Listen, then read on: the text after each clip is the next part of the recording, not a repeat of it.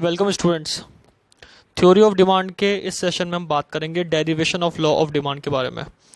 Law of demand हमने previous video में पढ़ा था। इस वीडियो में हम डिस्कस करेंगे लॉ ऑफ डिमांड के डेरिवेशन के बारे में, यानी कि लॉ ऑफ डिमांड के एनालिसिस के बारे में हम यहाँ पे डिस्कस करेंगे। तो सबसे पहले इसके बारे में बात करते हैं कि लॉ ऑफ डिमांड का डेरिवेशन क्या है। फर्स्ट पॉइंट हम डिस्कस करेंगे मार्जिनल यूटिलिटी एंड प्राइस पे, और सेकंड डेरिवेशन जो होगा, सेकंड बेसिस होगा डेरिवेशन का, वो होगा हमारा law of equi marginal utility. तो यहाँ पे इसको कंटिन्यू करके हम आगे बढ़ते हैं। फर्स्ट जो बताया गया हमारा marginal utility and price. Marginal utility and price का मतलब क्या होता है यहाँ पे? मार्जिनल यूटिलिटी यानी कि एडिशनल यूटिलिटी किसी भी कमोडिटी की, और प्राइस क्या होगा हमारा? उसकी वैल्यू कि एडिशनल यूटिलिटी उस प्राइस पे क्या यूटिलिटी है मार्जिनल, उसके बारे में हम लोग यहाँ पे डिस्कस करेंगे। सो marginal utility and price first point है, जो हमें बताता है कि प्राइस के ऊपर, एक प्राइस के ऊपर प्राइस के इंक्रीज और डिक्रीज होने से क्या यूटिलिटी पे फर्क पड़ता है, क्या यूटिलिटी पे इफेक्ट पड़ता है, उसके बारे में डिस्कस करेंगे। सबसे पहले इसमें केस 1 है, 2 केस दिए गए, फर्स्ट केस है और फिर सेकंड केस है। केस नंबर 1 बताया गया, if the price of a commodity falls then its marginal utility becomes more than its price, that result the consumer encourages to buy more quantity and continues it till the marginal utility is equal to price, यानी कि mu is more than price। पहली बात बताई गई है case 1 में, अगर किसी कमोडिटी यानी कि किसी भी प्रोडक्ट या किसी भी गुड्स की प्राइस गिरती है, फॉल होती है, तो मार्जिनल यूटिलिटी क्या होगा? बढ़ेगा, मोर देन इट्स प्राइस।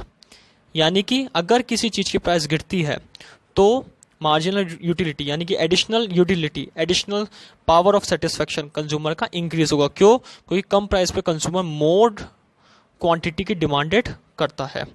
इससे कंज्यूमर एनकरेज होता है और ज़्यादा से ज़्यादा क्वांटिटी को खरीदता है, जब तक उसकी मार्जिनल यूटिलिटी प्राइस के बराबर नहीं आती। यानी कि अगर आपकी प्राइस किसी भी कमोडिटी कम है और एमयू ज़्यादा है, तो वो तब तक यूज़ करेगा जब तक उसकी प्राइस तक वो पहुंच नहीं जाए, यानी कि प्राइस के इक्वल वो अपनी यूटिलिटी ना लेकर आ सके।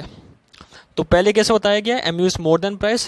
क्यों? क्योंकि प्राइस यहाँ पे गिरी है, डिक्रीज हुई है, तो एमयू यहाँ पे ज़्यादा रहेगी। और इसको कंटिन्यू कब तक करेगा कस्टमर या फिर कंज्यूमर? जब तक उसके एमयू इक्वल टू प्राइस नहीं हो जाता। एमयू इक्वल टू प्राइस यानी कि जो उसके प्रोडक्ट की यूटिलिटी है वो सेटिस्फेक्शन प्राइस के बराबर तक नहीं हो जाती, जब तक वो मार्जिनल यूटिलिटी को कंटिन्यू करेगा। सो पहले केस में मोर देन प्राइस से इक्वल टू प्राइस तक बनाना है। दूसरा केस बताया गया है, the price of a commodity rises then its marginal utility become less than its price, that result consumer will decrease his demand till the marginal utility is equal to price, यानी कि M U is less than price. दूसरा case first case का vice versa है, यानी कि इसमें बताया गया है the price of a commodity rises then its marginal utility become less. अगर किसी कमोडिटी की प्राइस बढ़ती है, राइज होती है, फर्स्ट केस में गिर रही थी, सेकंड केस में बढ़ रही है, तो यहाँ पे एमयू जो होगा वो प्राइस से कम होगा। यानी कि जब एमयू बढ़ेगा, यानी कि जब प्राइस बढ़ेगा तो एमयू यहाँ पे डिक्रीज होगा, और इसका रिजल्ट क्या होगा? कंज्यूमर डिक्रीज करेगा डिमांड को जब तक उसकी एमयू प्राइस के बराबर नहीं आती। यानी कि डिमांड तब तक कम रखेगा जब तक प्राइस कम नहीं हो जाती। जैसे प्राइस कम होगी एमयू बढ़ा देगा, और इस केस में एमयू बराबर हो जाएगा प्राइस के। यानी कि एमयू लेस देन प्राइस से एमयू इक्वल टू प्राइस करना है। वापस से बता देता हूँ, कमोडिटी जब राइज होती है, किसी भी कमोडिटी की जब प्राइस राइज होती है, तो उस समय किसी भी कमोडिटी की जब प्राइस ज़्यादा होती है तो कंज्यूमर उसकी डिमांड को कम करता है। इसका रिजल्ट एमयू डिक्रीज होगा और कंज्यूमर डिमांड डिक्रीज करेगा। जब कंज्यूमर डिमांड डिक्रीज करेगा तो प्राइस ज़्यादा होगी, तो वो कब तक डिमांड डिक्रीज रखेगा? जब तक प्राइस एमयू के बराबर नहीं आ जाती, यानी कि मार्जिनल यूटिलिटी के इक्वल नहीं आ जाती, तब तक वो प्राइस को बराबर रखता है। इसके बाद सेकंड पार्ट जो बताया गया है, law of equi marginal utility. Law of equi marginal utility का मतलब, इक्वी मतलब इक्विलिब्रियम वाला, मार्जिनल यूटिलिटी मतलब एडिशनल यूटिलिटी। ऐसा लॉ है जो हमें इक्विलिब्रियम बताता है एमयू में, मतलब मार्जिनल यूटिलिटी के अंदर। इस लॉ का पहले मतलब बताया गया फर्स्ट पॉइंट पे, according to this law of equilibrium a consumer spend is income in ratio of marginal utility and its price of commodity in equal way. इस लॉ के अकॉर्डिंग ये बताया गया है कि कंज्यूमर जो होता है एक रैशनल पर्सन माना जाता है, यानी कि समझदार व्यक्ति माना जाता है, और वो अपनी इनकम को किस रेशो में स्पेंड करता है, जब तक उसकी प्राइस एमयू के बराबर नहीं हो जाती। यानी कि वो जो यूटिलिटी रखेगा वो प्राइस के बराबर रखेगा इक्वल वे तक, तब तक वो स्पेंड करता है इसकी इनकम। फॉर एग्जाम्पल, कंज्यूमर को कोई प्रोडक्ट यहाँ पे चाहिए, तो उस प्रोडक्ट को परचेस करने के लिए उसको इनकम में से स्पेंड करना पड़ेगा, यानी कि खर्चा करना पड़ेगा इनकम में से। तो वो अपनी एडिशनल यूटिलिटी कब इक्वल लेकर आएगा, जब तक उसकी प्राइस के वहाँ तक पहुँच नहीं जाए। जैसे कोई प्रोडक्ट 10 रुपये तक है, 10 रुपये का कोई प्रोडक्ट है, 10 रुपीज़ का अगर कोई प्रोडक्ट है, तो कंज्यूमर को 10 रुपीज़ अपनी इनकम में लाना पड़ेगा, और फिर उस प्राइस के इक्वल जब वो इनकम लिया आएगा तब उस प्राइस के अकॉर्डिंग अपनी एमयू को सेटिस्फाई करेगा। तो ये सबसे बड़ी इंपॉर्टेंट बात कही है। 2 केसेस है इसमें। फर्स्ट केस है केस 1 एंड सेकेंड है केस 2। केस 1 में बताया गया है if the price of X, यानी कि एक्स कमोडिटी का नाम है, falls then M U X upon P X is more than M U Y upon P Y.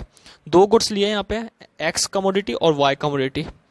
X commodity की प्राइस गिर गई है तो उसकी डिमांड कंज्यूमर ने इंक्रीज कर दी, जबकि वाई कमोडिटी की प्राइस बढ़ी है तो उसने डिमांड क्या कर दी, कम कर दी।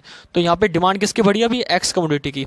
इस केस में बताया गया है in this situation consumer is getting more marginal utility from X in comparison to Y.